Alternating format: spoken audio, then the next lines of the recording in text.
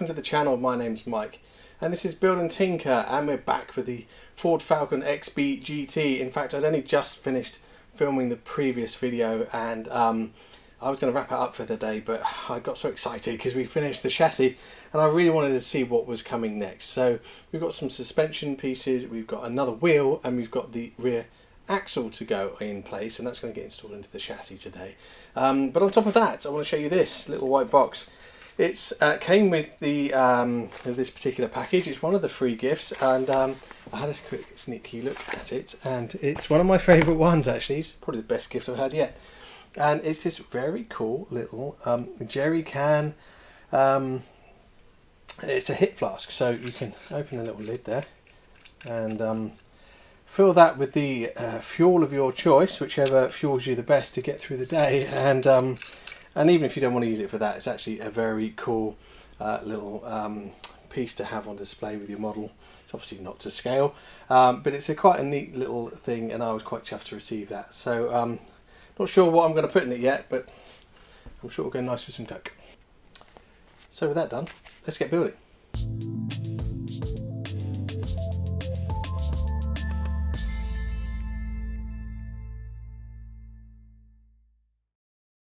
So here we are with issue 27, and we've got the rear axle of the car with the diff integrated into it. It's in two halves, a bottom half and a top half. The bottom half is metal and the top is plastic. We've got some springs for the rear suspension and the diff cover. And so we simply drop the top half of the axle onto the bottom half, just like that. Really straightforward. And then some DS02 screws hold it in place, and there's 4 of them, and they run across the axle.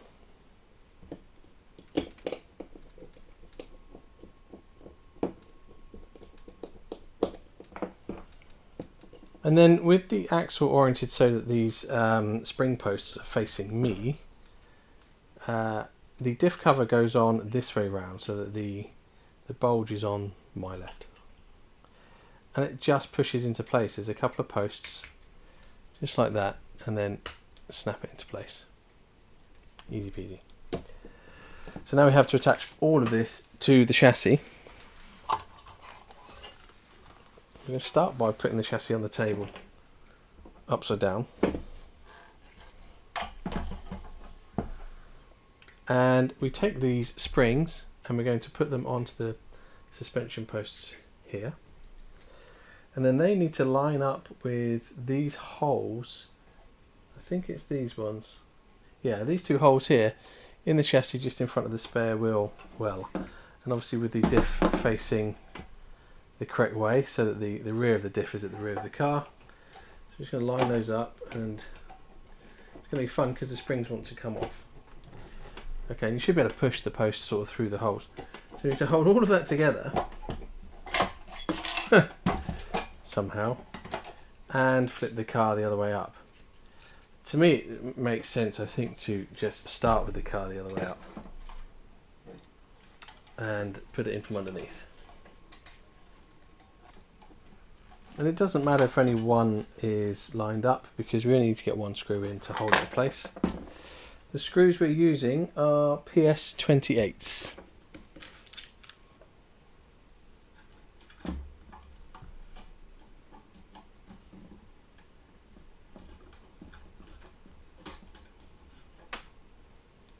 So I've put the first screw in here, and it's not super tight. It just gives me a little bit more lateral movement to get the second one lined up, and I can get that one now poking through the hole, and I can get the screw on the end.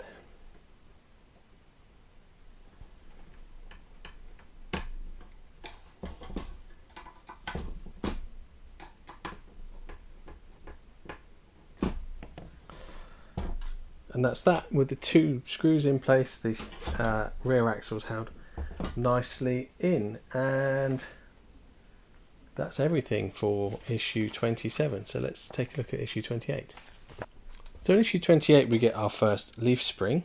We also get a couple of packets of screws, and 3 packets of screws in fact, and this bracket here, which I'm not quite sure what that's for yet, so we'll find out. And there's also another little bracket here, which looks like some sort of a hanger or something, so we'll see.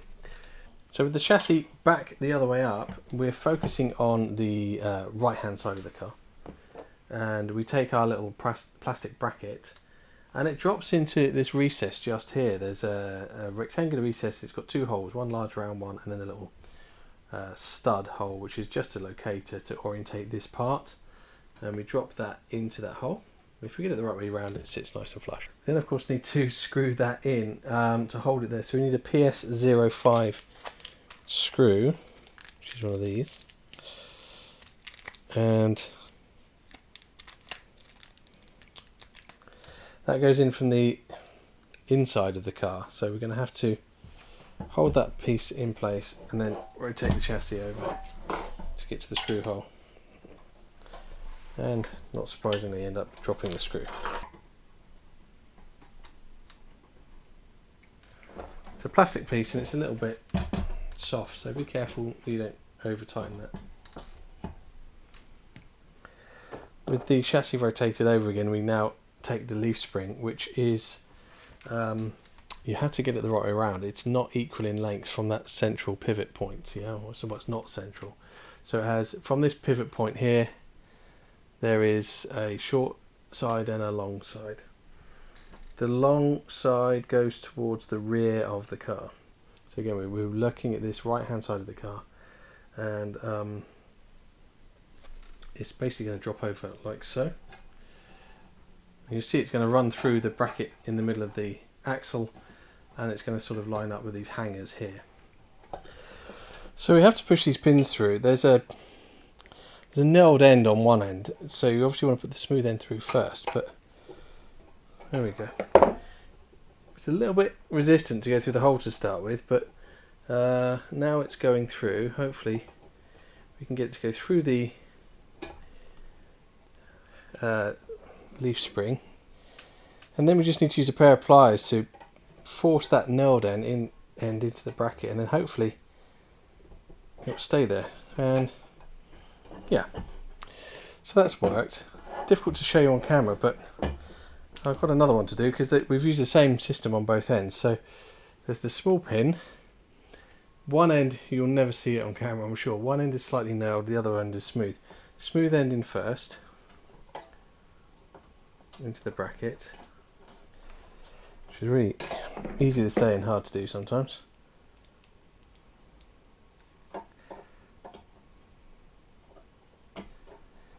Through the spring till it starts to come out the other side.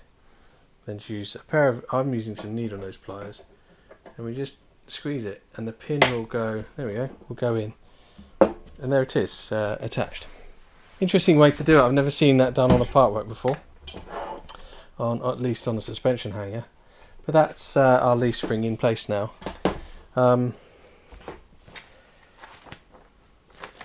This plate that we had earlier that I wasn't sure what it was, that sits over this mounting bracket here, and again it's shaped a particular way. It has this little loop hole on there, so that has to go in facing inbound, and there's some little locator lugs, so you can't really get it wrong. That helps it sit properly where it's supposed to be, just here. And there are two DS06 screws used to hold that in place.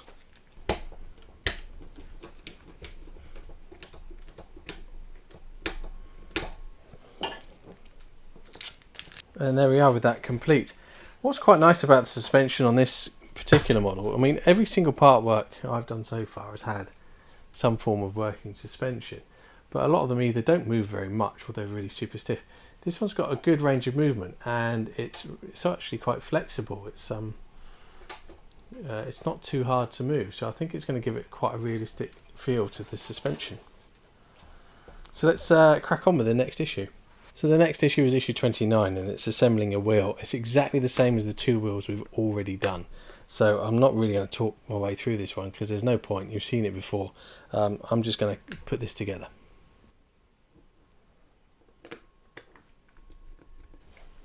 And there's the hub put together, and the next issue, which is issue number 30, is to install the tyre.